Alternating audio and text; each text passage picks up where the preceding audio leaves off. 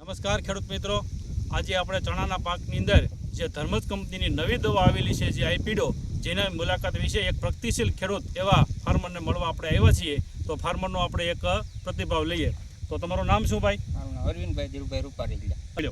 આપણે શેણામાં વાપરેલી છે. હા. અને એમાં સીલ છે, રાયડી છે, હા, ગમે બીજું બધું ખડ અત્યારે તો હાવ સાપ જેવું થઈ ગયું છે. બરોબર.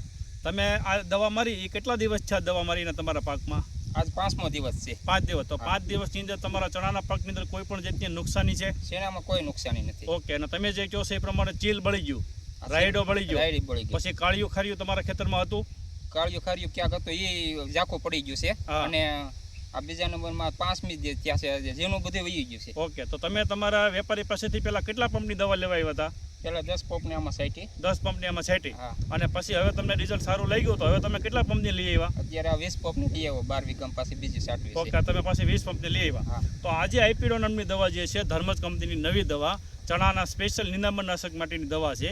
તો તમારે બીજા કોઈ ખેડૂત મિત્રોને આ દવા વિશેનો અભિપ્રાય આપવો તો તમે શું અભિપ્રાય આપી શકો? ના, નિંદામણ નાશક થઈ જાય છે, નિંદામણ સાફ થઈ જાય છે, સટાઈ ખરી. છતાંય કોઈ ચણાને કોઈ નુકસાન કોઈ નથી ને? નુકસાન નથી. ઓકે. તો તમે આ વિડીયોના માધ્યમથી જોઈ શકો છો કે ચણાના પાકની અંદર અત્યારે કોઈ પણ જાતનું ખડ જોવા મળતું નથી. અને જે ખડ જે છે એ બધું સાફ થઈ ગયું છે.